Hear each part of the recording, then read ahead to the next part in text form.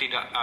Berbagai cara terus dilakukan pemerintah untuk mendorong laju ekonomi menuju Indonesia Emas 2045. Langkah dan kebijakan yang diambil selalu mendapat sorotan, termasuk yang kemudian dituangkan dalam buku Diskresi Menuju Indonesia Emas 2045.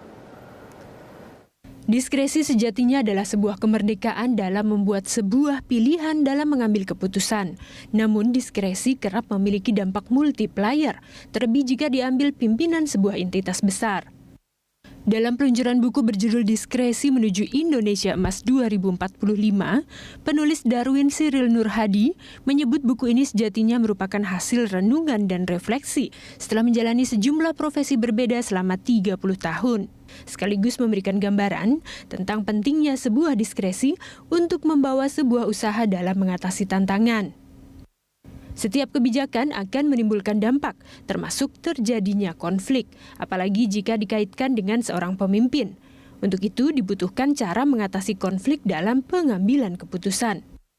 Tapi benang merahnya adalah pengambilan keputusan dan penting untuk selalu sadar bahwa ada konflik.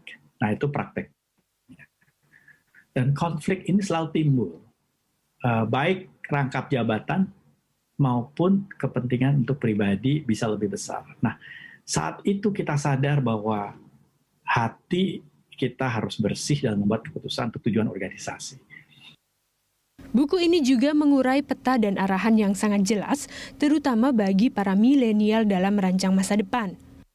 Dalam setiap bab, penulis selalu mengakhiri dengan memberi masukan dan saran tentang bagaimana agar Indonesia Emas tahun 2045 bisa tercapai. Diharapkan lewat buku ini, generasi milenial yang sudah jadi pemimpin atau yang akan menjadi pemimpin pada masanya mulai ikut memikirkan dan bertindak nyata untuk masa depan bangsa. Banyak sekali bisa kita pelajari dari buku ini.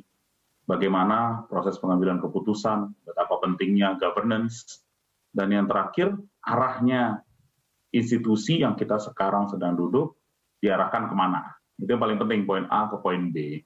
Dan dengan itu ya kita semua punya view masing-masing, misi masing-masing, tapi tentu dengan niat membuat Indonesia yang jauh lebih baik dan Indonesia emas bahasanya. Jadi ya ini challenge buat kita, saya sama Mas Sita kali ya 22 dekade.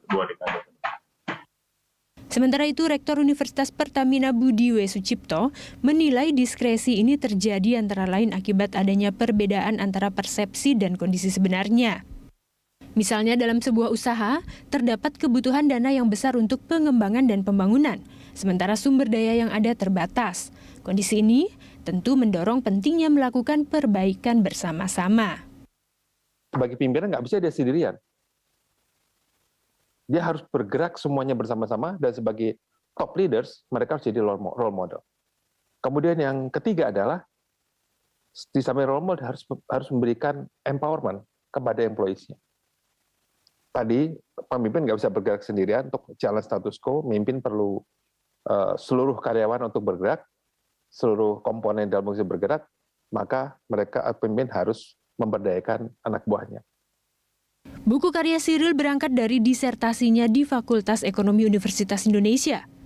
Cyril berharap buku ini bisa memberikan sumbangsi bagi para pemimpin untuk mengarahkan organisasinya, termasuk negara Indonesia, ke arah yang lebih baik. Tim Liputan Berita 1, Jakarta.